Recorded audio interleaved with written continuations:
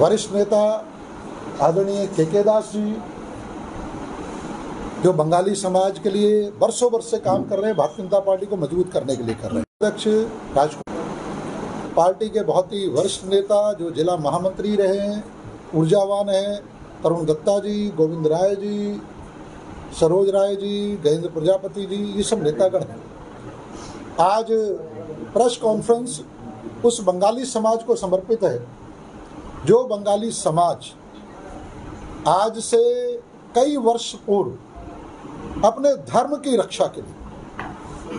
जब वहाँ पर जिहादियों का, जब वहाँ पर एक इस्लामिक कट्टरपंथियों का आक्रमण हुआ और वहाँ गांव के गांव जला दिए गए, हजारों लोगों, लाखों लोगों की हत्याएं की गई, मंदिरों का विध्वंस किया गया, उस कारण से हजारों किलोमीटर दूर वो विस्थापित हुए। और विस्थापित होने के बाद आज हम देख रहे हैं कि हमारे क्षेत्र में भी बहुत बड़ा बंगाली समाज हमारे क्षेत्र में बड़े मान सम्मान के साथ रहता है, लेकिन ये अपनी जमीन, अपना जायदाद, अपना गांव, अपना देश क्यों छोड़ के आए थे? ये धर्म की रक्षा के लिए छोड़ के आए थे। मैं प्रणाम करता हूं उन पूर्वजों को, बंगाली समाज के उन लोगों को जिन्होंने धर्म की रक्षा के लिए बलिदान किए, और उस बंगाली समाज के हमारे अग्रज लोगों को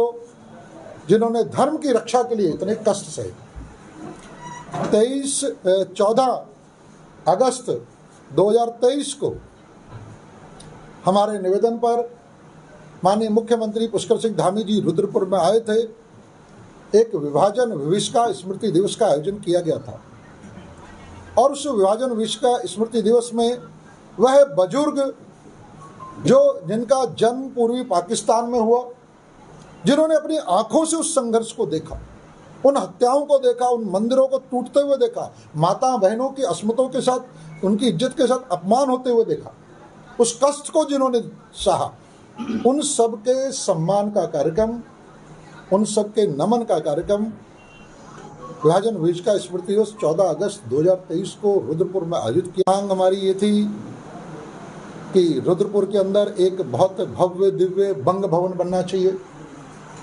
जो बंगाली समाज की संस्कृति के लिए समर्पित हो, जो बंगाली समाज का इतिहास जहाँ पर हो,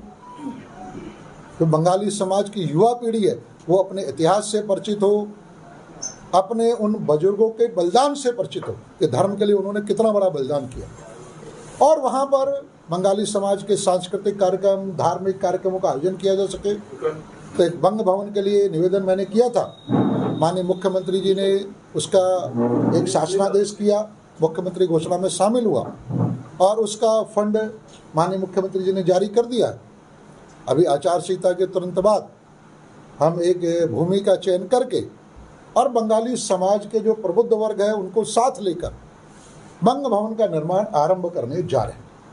निश्चित रूप से मैं आभार व्यक्त करता हूँ माननीय मुख्यमंत्री पुष्कर सिंह धामी जी का, और जितने नेतागण यहाँ पर हैं और जो यहाँ नहीं भी हैं, उन सब की तरफ से माननीय मुख्यमंत्री जी का आभार कि बंगाली समाज की संस्कृति पर आधारित रुद्रपुर में एक बहुत ही भव्य दिव्य रविंद्रनाथ टैगोर, बंकिम चंद्र चटर्जी, स्वामी विवेकानंद, उनकी संस्कृति पर आधारित एक यहाँ पर बंग भवन बहुत शीघ्र ही उसका निर्माण कार्य आरंभ होगा। साथ ही साथ एक दूसरी बंगाली समाज की बहुत बड़ी मांग थी, वो मांग थी उनकी कि जो बंगाली समाज के युवा हैं वह जब उच्च शिक्षा के लिए जाते हैं तो मेधावी हैं, प्रतिभा संपन्न हैं, लेकिन कहीं ना कहीं आर्थिक स्थिति कमजोर होने के कारण से वह प्रतिभाओं को आगे बढ़ने का अवसर नहीं मिलता। तो एक बहुत बड़ी मांग बंगाली समाज के द्वारा लगातार की जा रही थी कि श्री हरुचंद गुरुचांद स्मृति कोष उसकी स्थापना करके और उसके द्वारा उच्च शिक्षा के लिए जो बंगाली समाज के हमारे युवा हैं, उन बंगाली समाज के युवाओं को वह छात्रवृत्ति दी जाए, जिससे कि वह जो उच्च शिक्षा प्राप्त कर सकें। तो हमने वह भी निवेदन किया था। मैं आभार व्यक्त कर रहा हूँ माननीय मुख्यमंत्री पुष्कर सिंह धामी जी का कि अभी कुछ दिन पूर्व मैंने माननीय मुख्यमंत्री पुष्कर सिंह धामी जी को पत्र दिया पत्र देने के बाद उन्होंने तुरंत ही निर्देशित किया और वह श्री हरिचांद गुरुचांद स्मृति कोष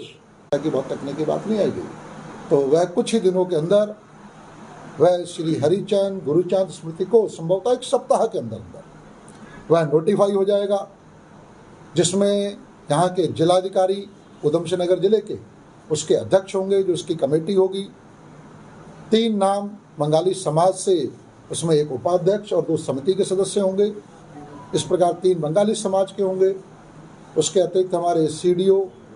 और यहाँ के मुख्य कोष अधिकारी बहुत बड़ा योगदान करेगी। मैं आभार व्यक्त करता हूँ माननीय मुख्यमंत्री पुष्कर सिंह धामी जी का, कि जिनके द्वारा हम सबके निवेदन पर यह जो स्मृति कोष है उसकी स्थापना करने के लिए पूरी प्रक्रिया पूर्ण कर दी गई है और संभवतः 1 सप्ताह के अंदर अंदर ही उसका नोटिफिकेशन हो जाएगा। इसके साथ साथ एक बहुत महत्वपूर्ण मांग बंगाली समाज की रही है, वह यह रही है कि बंगाली भाषा बहुत मधुर भाषा, बंगाली भाषा साहित्यिक दृष्टि से बहुत उच्च श्रेणी की भाषा, बंकिम चंद्र चटर्जी, रविंद्रनाथ टैगोर उनकी भाषा है। लेकिन धीरे धीरे वह बंगाली भाषा बोलना तो ठीक है, लिखना पढ़ना युवा धीरे धीरे उसे भूलते चले जा रहे हैं। तो एक बहुत बड़ी मांग रही है बंगाली समाज की कि वह बंगाली भाषा, जो बंगाली बहुल जो विद्यालय है जहाँ पर बंगाली समाज के अधिकांश बच्चे पढ़ते हैं, उन विद्यालयों में यह बंगाली समाज की जो भाषा को, बंगला भाषा को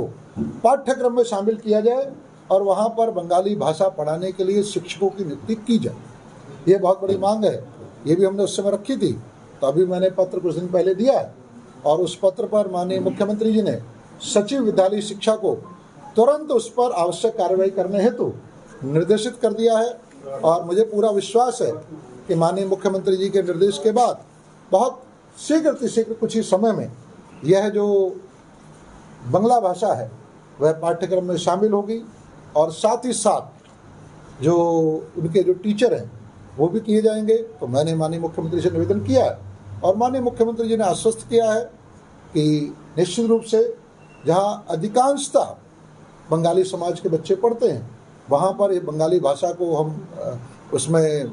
जो है पाठ्यक्रम में शामिल कर सकें, इसके लिए उन्होंने मुझे आश्वस्त किया है और कार्रवाई इसकी बहुत तेज़ी से चल रही है। तो मुख्यतः हमारी ये 3 मांगे थी बंग भवन की,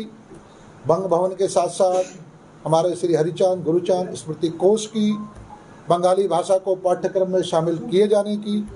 और एक बहुत बड़ी मांग बंगाली समाज बहुत दिनों से हमेशा करता रहा है वह अनुसूचित जाति के दर्जे की। स्वाभाविक रूप से माननीय मुख्यमंत्री जी ने उसमें भी, जब हम पिछले दिनों कुछ महीने पहले एक डेलीगेशन माननीय मुख्यमंत्री से मिला था, आदरणीय दास जी, तरुण दत्ता जी, राजू शाह जी, उत्तम दत्ता जी, सभी नेतागण हमारे बंगाली समाज के उसमें साथ थे और उस डेलीगेशन में माननीय मुख्यमंत्री जी ने कहा था ये विषय वैसे तो केंद्र का है, क्योंकि कहीं पर भी अनुसूचित जाति का दर्जा देना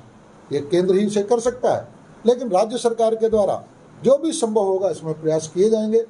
तो मैं माननीय मुख्यमंत्री जी का आभार व्यक्त करता हूँ श्री हरिचांद गुरुचांद स्मृति कोष की स्थापना को नोटिफाई करने के लिए, कि जो प्रक्रिया अंतिम चरण में आ गई है।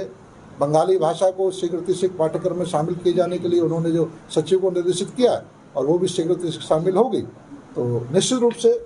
ये एक अच्छा समाचार है। और इस क्षेत्र में जो बंगाली समाज इस क्षेत्र के विकास में बहुत महत्वपूर्ण योगदान रखता है, और जो 14 अगस्त को हमारे द्वारा